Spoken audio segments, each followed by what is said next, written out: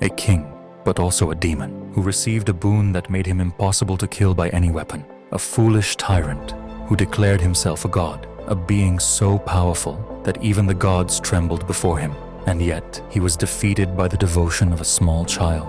Can you believe it? The celebrations that began with his death are what we now call Holi. What is Holi really about? What do our ancient scriptures say about its origins? Let's find out.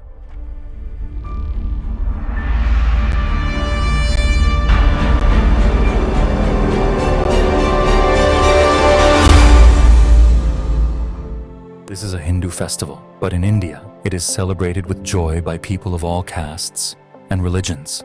It is the festival of colors, Holi. Holi is celebrated on the full moon day of the Hindu month of Falguna. Every spring, people across India and around the world celebrate Holi by throwing colored water and powders at each other, rejoicing with happiness and excitement. The Holi festival is an ancient Hindu festival that originated before the Gupta era, with deep roots in cultural traditions. This festival of colors is mentioned in sacred Hindu texts like the Narada Purana and Bhavishya Purana. It is also referenced in mythological stories, Dandin's Dashakumara Charita and Ratnavali, a literary work written by poet Kalidasa during the 4th century in the reign of Chandragupta. By the 17th century, European traders and British colonial officials were greatly fascinated by the Holi festival.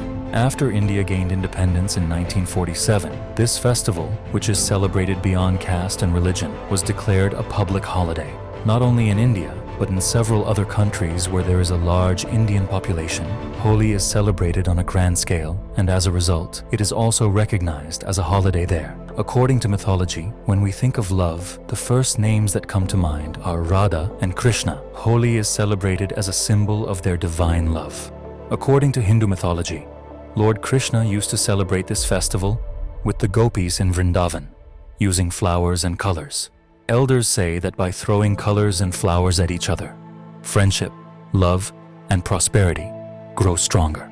This celebration is known as Dolotsavam or Dolikotsavam. This tradition is widely followed in Barsana, Gujarat, where a popular legend is told. It is said that Radha, who was very beautiful, used to tease Krishna by calling him dark-skinned. Feeling sad, Krishna went to his mother Yashoda and complained that Radha always called him dark. Yashoda smiled and told him, "Go and apply colors on Radha's face, then she will also be covered in colors like you." Following his mother's advice, Krishna applied colors to Radha, and thus their playful celebration became a tradition. It is believed that Radha and Krishna played Holi together with colors, and in Barsana, this tradition is uniquely celebrated. Girls take on Radha's role. Boys take on Krishna's role. When boys try to apply colors to girls, the girls chase them and playfully beat them with sticks. This special tradition is called Latmar Holi. Another story from Hindu mythology. According to Hindu mythology, there was a king named Hiranyakashipu who, like many demons and asuras, wanted to attain immortality. He performed intense penance to please Lord Brahma. Brahma granted him a powerful boon, which made him almost invincible. He could not be killed by a human or an animal. He could not die inside or outside his house. He could not be killed during the day or night. He could not be killed on land, in water, or in the air. He could not be killed by any weapon or any type of tool. Believing himself to be immortal, Hiranyakashipu became arrogant and declared himself as God. He ordered his subjects to worship only him, and anyone who refused was executed. However, his own son, Prahlad, disagreed with him. Prahlad refused to worship his father and instead remained devoted to Lord Vishnu. This enraged Hiranyakashipu, and he attempted to kill Prahlad in many ways. He tried to poison him, trample him under elephants, and throw him among venomous snakes. But Prahlad remained unharmed each time. Finally, Hiranyakashipu sought help from his sister, Holika, who had a magical garment that made her immune to fire. He ordered Holika to sit in a fire with Prahlad on her lap, so that Prahlad would be burned to death.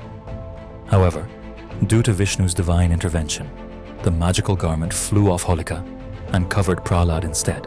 As a result, Holika burned to death, while Prahlad emerged unscathed. Later, Lord Vishnu appeared in the form of Narasimha, half man, half lion. At twilight, neither day nor night, he dragged Hiranyakashipu to a doorstep, neither inside nor outside, placed him on his lap, neither land, water, nor air, and tore him apart with his lion claws. not a weapon. With his death, people were freed from his tyranny, and this victory of good over evil is celebrated as a festival. Since Holika was burned in fire, people observe Holika Dahan, where they light bonfires on the night before Holi to symbolize the burning of evil. If you want to learn more about such historical facts of India, subscribe to our Mana India channel now.